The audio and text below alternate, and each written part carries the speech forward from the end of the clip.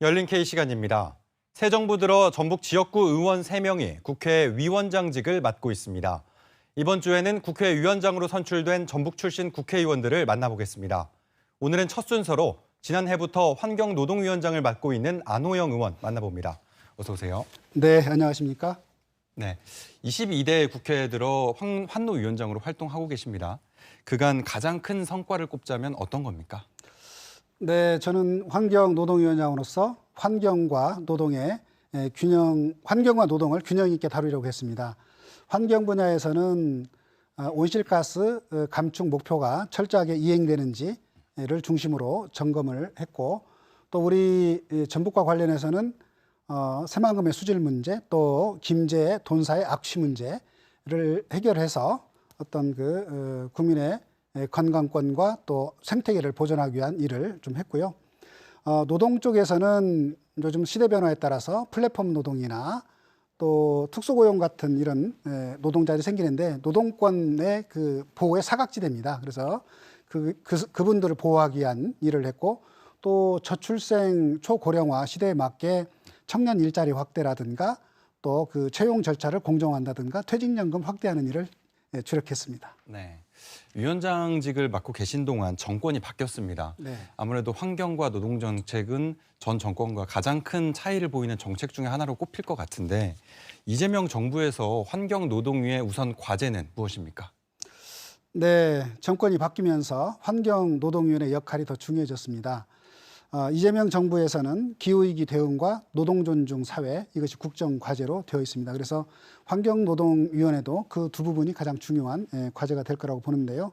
역시 이제 환경 쪽은, 다시 말해 기후 쪽은 기후위기 대응과 관련된 목표가 현장에서 그대로 잘 작동할 수 있도록 하는 것이 가장 중요하고, 그러면서 동시에 경제 성장과 또 주민소득에 기여할 수 있는 방안을 찾는 것이 중요합니다. 우리 전북 같은 경우에는 수소차와 같은 친환경차 이제 보급, 그리고 이제 요즘 송전탑과 관련된 분쟁이 많이 있습니다만은 송전탑과 관련된 송전탑을 제대로 만드는 것, 그리고 이제 재생에너지를 잘 보급하는 것, 이런 것이 아마 중요한 과제가 될 거라고 생각이 되고요. 네. 노동과 관련해서는 아무래도 노란봉투법이라든가 또 일하는 모든 사람들의 권리를 또 제대로 보호하는 것을 기본으로 하면서 요즘 워낙 산업재해, 중대 산업재해가 많고 또 임금체불이 많기 때문에 이런 문제들이 제대로 근절하는 문제가 대단히 중요한 과제가 될 것 같습니다. 네.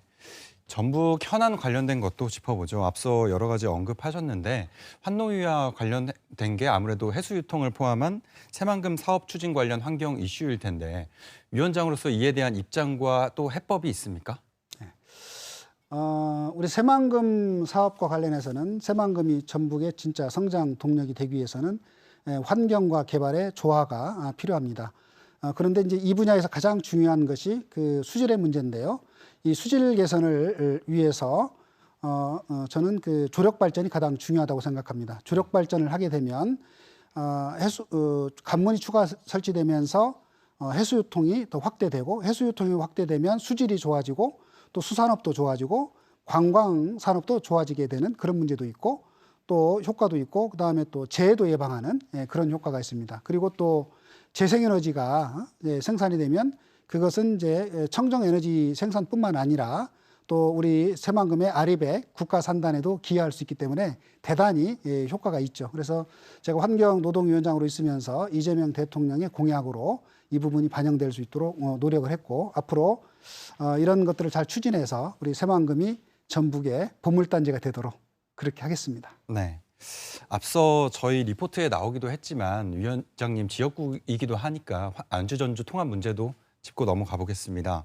앞서 화면으로도 나왔지만 찬반 갈등이 갈수록 격화하는 모양새입니다. 의원님께서 지난주 사실상 통합 반대의 입장을 내기도 했고 이후에 찬성층에서 많은 비판을 받기도 하셨는데요. 그런 입장을 취하신 배경과 또 이 문제가 어떻게 추진돼야 된다고 보십니까? 네. 지금은 전북이 대도약할 수 있는 좋은 기회입니다. 대도약하려고 그러면 도민의 마음을 하나로 모으는 게 가장 중요한데, 지금 통합 문제를 둘러싸고 도민의 분열과 갈등이 심각해지고 있어서 걱정이 많습니다. 정치적으로 이용해서 이 통합의 문제를 가지고 도민의 갈등과 분열을 키워서는 안 된다. 그 말씀을 먼저 드리고 싶습니다. 두 번째는 저를 포함해서 우리 지역의 정치인들이 지역의 주민의 의사를 대변하는 것은 지극히 당연한 일이라고 생각합니다.